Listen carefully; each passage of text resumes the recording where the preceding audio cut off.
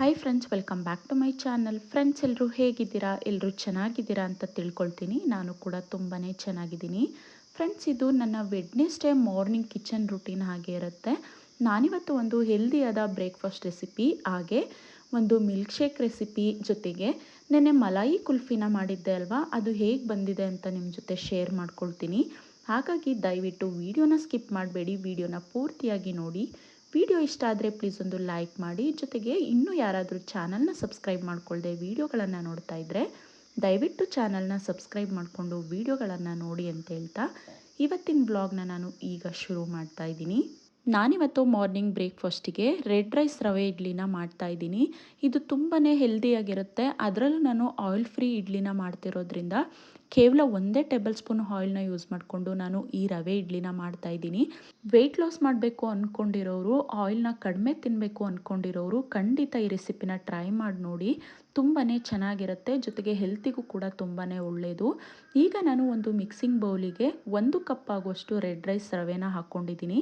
ಆನಂತರ ರುಚಿಗೆ ತಕ್ಕಷ್ಟು ಉಪ್ಪನ್ನು ಸೇರಿಸಿ ಇದನ್ನು ಒಮ್ಮೆ ಡ್ರೈ ಮಿಕ್ಸ್ ಮಾಡಿಕೊಂಡು ಆನಂತರ 1 ಕಪ್ ಆಗುವಷ್ಟು ಮೊಸರನ್ನ ಸೇರಿಸ್ಕೊಳ್ತಾ ಇದ್ದೀನಿ. ಮೊಸರನ್ನ ಸೇರಿಸ್ಕೊಂಡು ನೀಟಾಗಿ ಮಿಕ್ಸ್ ಮಾಡಿಕೊಂಡು ನಂತರ ಇದಕ್ಕೆ ಬೇಕಾಗಿರುವಷ್ಟು ನೀರನ್ನು ಸೇರಿಸ್ಕೊಳ್ತಾ ಇದ್ದೀನಿ. ನಾನಿಲ್ಲಿ ಸ್ವಲ್ಪನೇ ನೀರನ್ನು ಸೇರಿಸ್ಕೊಳ್ತಾ ಇದ್ದೀನಿ. ಒಂದೇ ಸಾರಿ ನೀರನ್ನು ಸೇರಿಸ್ಕೊಂಡ್ಬಿಟ್ರೆ ಬ್ಯಾಟರ್ ತುಂಬ ತೆಳುವಾಗಿಬಿಡುತ್ತೆ. ಬ್ಯಾಟರ್ ಸ್ವಲ್ಪ ಈ ಕನ್ಸಿಸ್ಟೆನ್ಸಿಲಿ ಇರಬೇಕು. ಇದನ್ನು ನೀಟಾಗಿ ಮಿಕ್ಸ್ ಮಾಡಿಕೊಂಡು ನಾನು ಒಂದು ಲಿಡ್ಡನ್ನು ಕ್ಲೋಸ್ ಮಾಡಿ ಒಂದು 20 ನಿಮಿಷ ಹಾಗೆ ಬಿಡ್ತೀನಿ. 20 ನಿಮಿಷ ಆದ ನಂತರ ನೋಡ್ತಾ ಇರ್ಬೋದು, ರವೆ ನೀರನ್ನೆಲ್ಲ ಅಬ್ಸರ್ವ್ ಮಾಡಿದೆ, ಸ್ವಲ್ಪ ತಿಕ್ಕಾಗಿದೆ. ನಾನೀಗ ಇದನ್ನು ಒಮ್ಮೆ ನೀಟಾಗಿ ಮಿಕ್ಸ್ ಮಾಡಿಕೊಂಡು ನಂತರ ಇದಕ್ಕೆ ಒಂದು 1/4 ಟೇಬಲ್ ಸ್ಪೂನ್ ಆಗುವಷ್ಟು ಬೇಕಿಂಗ್ ಸೋಡಾನ ಸೇರಿಸ್ಕೊಳ್ತಾ ಇದ್ದೀನಿ. ಬೇಕಿಂಗ್ ಸೋಡಾ ಹಾಕ್ಕೊಂಡ್ರೆ ಇಡ್ಲಿ ತುಂಬಾ ಸಾಫ್ಟಾಗಿ ಬರುತ್ತೆ. ಯಾಕಂದರೆ ನಾವು ಇನ್ಸ್ಟೆಂಟಾಗಿ ಇಡ್ಲಿನ ಮಾಡ್ತಿರೋದ್ರಿಂದ ಬೇಕಿಂಗ್ ಸೋಡಾ ಹಾಕ್ಕೊಂಡ್ರೆ ಇಡ್ಲಿ ಚೆನ್ನಾಗಿ ಬರುತ್ತೆ ಅಂತ. ಆನಂತರ ಒಂದು ಕ್ಯಾರೆಟನ್ನು ತುರಿದು ಸೇರಿಸ್ಕೊಂಡು ಒಂದು 10 ಎಲೆ ಕರಿಬೇವಿನ ಸೊಪ್ಪನ್ನು ಕಟ್ ಮಾಡಿ ಸೇರಿಸ್ಕೊಳ್ತಾ ಇದ್ದೀನಿ. ನೀವು ಬೇಕಾದರೆ ಒಗ್ಗರಣೆ ಮಾಡಿಕೊಂಡು ಇದನ್ನು ಸೇರಿಸ್ಕೊಳ್ಬೋದು. ಅಂದರೆ ಕಡಲೆಬೇಳೆ, ಉದ್ದಿನಬೇಳೆ ಹಾಕ್ಕೊಂಡು ಸಾಸಿವೆ ಜೀರಿಗೆ ಎಲ್ಲ ಹಾಕ್ಕೊಂಡು ಫ್ರೈ ಮಾಡಿಕೊಂಡು ಇದನ್ನು ಸೇರಿಸ್ಕೊಂಡು ಮಿಕ್ಸ್ ಮಾಡ್ಕೊಳ್ಬೋದು. ನಾನಿಲ್ಲಿ ಹಾಗೇ ಮಿಕ್ಸ್ ಮಾಡ್ಕೊಳ್ತಾ ಇದ್ದೀನಿ. ಕ್ಯಾರೆಟು ಮತ್ತು ಕರಿಬೇವಿನ ಸೊಪ್ಪನ್ನು ಹಾಕ್ಕೊಂಡು ನೀಟಾಗಿ ಮಿಕ್ಸ್ ಮಾಡಿಕೊಂಡು ಒಂದು ಲಿಡ್ಡನ್ನು ಕ್ಲೋಸ್ ಮಾಡಿ ಒಂದು 10 ನಿಮಿಷ ಬಿಡ್ತಾ ಇದ್ದೀನಿ. ಅಷ್ಟರಲ್ಲಿ ನಾನು ನಿನ್ನೆ ರಾತ್ರಿ ಡ್ರೈ ಫ್ರೂಟ್ಸ್ನೆಲ್ಲ ನೆನೆಸಿಟ್ಟಿದ್ದೆ. ಮಿಲ್ಕ್ ಶೇಕ್ನ ಪ್ರಿಪೇರ್ ಮಾಡೋಣ ಅಂತ ಇಲ್ಲಿ ಮಾಡ್ಕೊಳ್ತಾ ಇದ್ದೀನಿ. ನಾನಿಲ್ಲಿ ಡ್ರೈ ಫ್ರೂಟ್ಸ್ ಮತ್ತು ಡ್ರೈ ನಟ್ಸ್ ಜೊತೆಗೆ ಇವತ್ತು 1 ಟೇಬಲ್ ಸ್ಪೂನ್ ಆಗುವಷ್ಟು ಬಿಳಿ ಎಳ್ಳನ್ನು ಕೂಡ ನೆನೆಸಿಟ್ಟಿದ್ದೆ. ಈಗ ಅದನ್ನೆಲ್ಲ ಒಂದು ಮಿಕ್ಸಿಂಗ್ ಬೌಲಿಗೆ ಹಾಕ್ಕೊಂಡು ಹಾಲನ್ನು ಸೇರಿಸ್ಕೊಂಡು ಗ್ರೈಂಡ್ ಮಾಡ್ಕೊಳ್ತಾ ಇದ್ದೀನಿ. ಬಿಳಿ ಎಳ್ಳನ್ನು ನಾವು ರೆಗ್ಯುಲರ್ ಆಗಿ ಕನ್ಸ್ಯೂಮ್ ಮಾಡೋದ್ರಿಂದ ಬೋನ್ಸು ಮತ್ತು ಸ್ನಾಯುಗಳಿಗೆ ತುಂಬಾ ಒಳ್ಳೆಯದು ಅಂತಲೇ ಹೇಳ್ಬೋದು. ಇದ್ರ ಜೊತೆಗೆ ಇದರಲ್ಲಿ ಹೈ ಕ್ಯಾಲ್ಶಿಯಂ ಇರೋದ್ರಿಂದ ಮೂಳೆಗೆ ತುಂಬಾ ಒಳ್ಳೆಯದು. ಹಾಗಾಗಿ ನಾನಿವತ್ತು ಬಿಳಿ ಎಳ್ಳನ್ನು ಕೂಡ ಸೇರಿಸ್ಕೊಂಡಿದ್ದೀನಿ. ಆನಂತರ ನಾನಿಲ್ಲಿ ಇಡ್ಲಿ ಪ್ಲೇಟ್ಸ್ಗೆ ಆಯಿಲ್ನ ಅಪ್ಲೈ ಮಾಡ್ಕೊಳ್ತಾ ಇದ್ದೀನಿ. ನೀವು ನೋಡ್ತಾ ಇರ್ಬೋದು, ನಾನು 1 ಟೇಬಲ್ ಸ್ಪೂನ್ ಆಯಿಲ್ನ ಅಷ್ಟೇ 2 ಪ್ಲೇಟಿಗೆ ಹಾಕ್ಕೊಂಡಿರೋದು. ಆಯಿಲ್ನ ನೀಟಾಗಿ ಗ್ರೀಸ್ ಮಾಡ್ಕೊಳ್ತಾ ಇದ್ದೀನಿ. ಈ ರೀತಿ ಕೈಯಿಂದ ಗ್ರೀಸ್ ಮಾಡಿಕೊಂಡ್ರೆ ಇಡ್ಲಿ ಅಂಟೋದಿಲ್ಲ ಪ್ಲೇಟಿಗೆ. ಹಾಗಾಗಿ ಇಡ್ಲಿ ಪ್ಲೇಟಿಗೆ ಆಯಿಲ್ನ ಗ್ರೀಸ್ ಮಾಡ್ಕೊಂಡಿದ ನಂತರ ನಾನು ಇಡ್ಲಿ ಬ್ಯಾಟರ್ನ ಮತ್ತೊಮ್ಮೆ ನೀಟಾಗಿ ಮಿಕ್ಸ್ ಮಾಡಿಕೊಂಡು ಇಡ್ಲಿ ಪ್ಲೇಟ್ಸ್ಗೆ ಫಿಲ್ ಮಾಡ್ಕೊಳ್ತಾ ಇದ್ದೀನಿ. ಈ ರವೆ ಇಡ್ಲಿನ ಇನ್ಸ್ಟೆಂಟಾಗಿ ಮಾಡ್ಕೊಳ್ಳೋದ್ರಿಂದ ಹಿಂದಿನ ದಿವಸ ಅಕ್ಕಿ ನೆನೆಸಿಡಬೇಕು, ಉದ್ದಿನಬೇಳೆ ನೆನೆಸಿಡಬೇಕು ಅನ್ನೋ ರಿಸ್ಕ್ ಇರೋದಿಲ್ಲ. ಇನ್ಸ್ಟೆಂಟಾಗಿ ನಮಗೆ ತಿನ್ನಬೇಕು ಅನಿಸಿದ ತಕ್ಷಣವೇ ಒಂದು ಅರ್ಧ ಗಂಟೆ ಒಳಗಡೆ ಈ ಇಡ್ಲಿನ ಪ್ರಿಪೇರ್ ಮಾಡ್ಕೊಂಡು ಬಿಡ್ಬೋದು. ನಾವು ನಾರ್ಮಲಾಗಿ ರವೆ ಇಡ್ಲಿನ ಯಾವ ರೀತಿ ಪ್ರಿಪೇರ್ ಮಾಡ್ತೀವೋ ಅದೇ ರೀತಿ ಈ ರೆಡ್ ರೈಸ್ ರವೆನಲ್ಲೂ ಇಡ್ಲಿನ ನಾವು ಪ್ರಿಪೇರ್ ಮಾಡ್ಕೊಳ್ಬೋದು. ನಾನೀಗ ಇಡ್ಲಿ ಪ್ಲೇಟ್ಸಿಗೆ ಇಡ್ಲಿ ಬ್ಯಾಟರ್ನ ಫಿಲ್ ಮಾಡಿ ಇಡ್ಲಿ ಪಾತ್ರೆಯಲ್ಲಿ ನೀರು ಕುದಿ ಬರ್ತಾ ಇತ್ತು. ಇಡ್ಲಿ ಪಾತ್ರೆಗೆ ಇಡ್ಲಿ ಪ್ಲೇಟ್ಸ್ನ ಇಟ್ಟು ಲಿಡ್ಡನ್ನು ಕ್ಲೋಸ್ ಮಾಡಿ ಬೇಯೋದಕ್ಕೆ ಬಿಡ್ತಿದ್ದೀನಿ. ಅಷ್ಟರಲ್ಲಿ ಇಲ್ಲಿ ಸಿಂಪಲಾಗಿ ಚಟ್ನಿನೂ ಕೂಡ ಪ್ರಿಪೇರ್ ಮಾಡ್ಕೊಳ್ಳೋದಕ್ಕೆ ಒಂದು ಮಿಕ್ಸಿ ಜಾರ್ಗೆ 1 ಕಪ್ ಆಗುವಷ್ಟು ಹುರಿಗಡಲೆನ ಸೇರಿಸ್ಕೊಂಡು 2 ಒಣಮೆಣಸಿನ್ಕಾಯಿನ ಸೇರಿಸ್ಕೊಂಡು ಸ್ವಲ್ಪ ಪುದೀನ ಸೇರಿಸ್ಕೊಂಡು ಜೊತೆಗೆ ರುಚಿಗೆ ತಕ್ಕಷ್ಟು ಉಪ್ಪು ಹಾಗೆ ನೀರನ್ನು ಸೇರಿಸ್ಕೊಂಡು ಗ್ರೈಂಡ್ ಮಾಡ್ಕೊಳ್ತಾ ಇದ್ದೀನಿ. ಈಗ ಚಟ್ನಿ ಕೂಡ ರೆಡಿ ಆಯಿತು. ಈ ಚಟ್ನಿನ ತುಂಬಾ ಸಾಫ್ಟಾಗಿ ಗ್ರೈಂಡ್ ಮಾಡಿಕೊಂಡ್ರೆ ಸೇಮ್ ಹೋಟೆಲಲ್ಲಿ ರೆಡ್ ಚಟ್ನಿ ಯಾವ ರೀತಿ ಸಿಗುತ್ತೋ ಅದೇ ರೀತಿ ಟೇಸ್ಟು ಮತ್ತು ಕನ್ಸಿಸ್ಟೆನ್ಸಿಲಿ ಇರುತ್ತೆ. ನಾನೀಗ ಇದಕ್ಕೆ ಸ್ವಲ್ಪ ನೀರನ್ನು ಸೇರಿಸ್ಕೊಂಡು ಮಿಕ್ಸ್ ಮಾಡ್ಕೊಳ್ತಾ ಇದ್ದೀನಿ. ಈಗ ಇಡ್ಲಿಗೆ ಬೇಕಾಗಿರುವಂಥ ರೆಡ್ ಚಟ್ನಿನೂ ಕೂಡ ರೆಡಿಯಾಗಿದೆ. ನೀವು ಬೇಕಾದರೆ ಇದಕ್ಕೆ ಸ್ವಲ್ಪ ಹುಣಸೆಹಣ್ಣು ಹಾಗೆ ಬೆಳ್ಳುಳ್ಳಿನೂ ಸಹ ಸೇರಿಸ್ಕೊಳ್ಬೋದು, ಚೆನ್ನಾಗಿರುತ್ತೆ. ನಾನಿಲ್ಲಿ ಚಟ್ನಿಗೆ ಒಗ್ಗರಣೆನ ಮಾಡ್ಕೊಳ್ತಾ ಇಲ್ಲ, ಯಾಕಂದರೆ ನಾನು ಆಯಿಲ್ ಫ್ರೀ ಬ್ರೇಕ್ಫಾಸ್ಟ್ನ ಪ್ರಿಪೇರ್ ಮಾಡ್ತಿರೋದ್ರಿಂದ ಆಯಿಲ್ನ ಜಾಸ್ತಿ ಯೂಸ್ ಮಾಡ್ತಾ ಇಲ್ಲ. ಚಟ್ನಿ ಎಲ್ಲ ಪ್ರಿಪೇರ್ ಮಾಡಿದ ನಂತರ ನಾನಿಲ್ಲಿ 8:30ಗೆ ಕಾವೇರಿ ನೀರನ್ನ ಬಿಡ್ತಾರೆ. ಹಾಗಾಗಿ ಫಿಲ್ಟರ್ ತುಂಬ ದಿನ ಆಗಿತ್ತು ಕ್ಲೀನ್ ಮಾಡಿಕೊಂಡು, ನಾನಿವತ್ತು ಫಿಲ್ಟರ್ನ ಕ್ಲೀನ್ ಮಾಡ್ಕೊಳ್ತಾ ಇದ್ದೀನಿ. ಫಿಲ್ಟರ್ ಕ್ಲೀನ್ ಮಾಡಿದ ನೀರನ್ನು ನಾನು ಗಿಡಗಳಿಗೆ ಹಾಕ್ಕೊಳ್ತಾ ಇದ್ದೀನಿ. ಹಿಂದಿನ ದಿವಸ ಮಳೆ ಬಂದಿತ್ತು, ಆದರೂ ನಾನು ಗಿಡಕ್ಕೆ ನೀರು ಹಾಕ್ಕೊಳ್ತಾ ಇದ್ದೀನಿ, ಯಾಕಂದರೆ ನೀರು ವೇಸ್ಟ್ ಮಾಡೋದು ಬೇಡ ಅಂತ. ಕುಡಿಯೋದಕ್ಕೆ ನೀರೆಲ್ಲ ಫಿಲ್ ಮಾಡ್ಕೊಳ್ಳೋಷ್ಟರಲ್ಲಿ ಈ ಕಡೆ ಇಡ್ಲಿ ಕೂಡ ಬೆಂದಿತ್ತು. ಅಂದರೆ ನಾನು ಸ್ವಲ್ಪ ಬ್ಯಾಟರ್ನ ಜಾಸ್ತಿ ಹಾಕ್ಬಿಟ್ಟಿದ್ದೆ, ಹಾಗಾಗಿ ಇಡ್ಲಿ ಹರಡ್ಕೊಂಡು ಬಿಟ್ಟಿದೆ ಪ್ಲೇಟ್ ತುಂಬ. ಬಟ್ ಇಡ್ಲಿ ತುಂಬಾ ಸಾಫ್ಟಾಗಿ ಬಂದಿದೆ. ನಾನೀಗ ಸ್ಟವ್ನ ಆಫ್ ಮಾಡಿಕೊಂಡು ಇಡ್ಲಿ ಪ್ಲೇಟ್ಸ್ನ ಕೆಳಗಡೆ ಇಳಿಸ್ಕೊಳ್ತಾ ಇದ್ದೀನಿ. ನಾವು ಇಡ್ಲಿನ ಮಾಡಿದ ತಕ್ಷಣ ಪ್ಲೇಟಿಂದ ತೆಗಿಯೋಕೆ ಹೋದರೆ ಅದು ಪ್ಲೇಟ್ಗೆಲ್ಲ ಅಂಟ್ಕೊಂಡು ಬಿಡುತ್ತೆ. ಹಾಗಾಗಿ ನಾನು ಒಂದು 10 ನಿಮಿಷ ಅದನ್ನು ಬಿಟ್ಟು ಆ ನಂತರ ರಿಮೂವ್ ಮಾಡ್ತೀನಿ.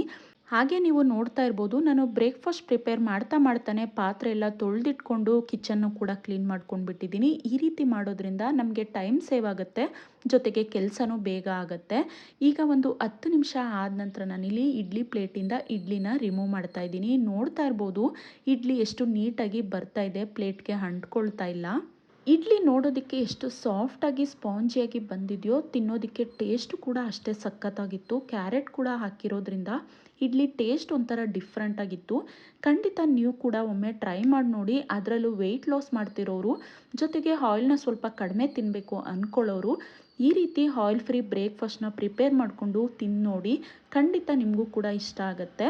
ನೀವು ಕೂಡ ರೆಡ್ ರೈಸ್ ರವೆನ ಮನೆಯಲ್ಲಿ ಯೂಸ್ ಮಾಡ್ತಾ ಇದ್ದರೆ ಈ ರೀತಿ ಇಡ್ಲಿನ ಮಾಡಿ ನೋಡಿ, ನೀವು ಕೂಡ ತುಂಬಾ ಇಷ್ಟಪಡ್ತೀರಾ. ಹಾಗೆ ಹೇಗೆ ಬಂದಿತ್ತು ಅಂತ ಕಾಮೆಂಟಲ್ಲಿ ನನಗೆ ತಿಳಿಸೋದನ್ನು ಮರಿಬೇಡಿ.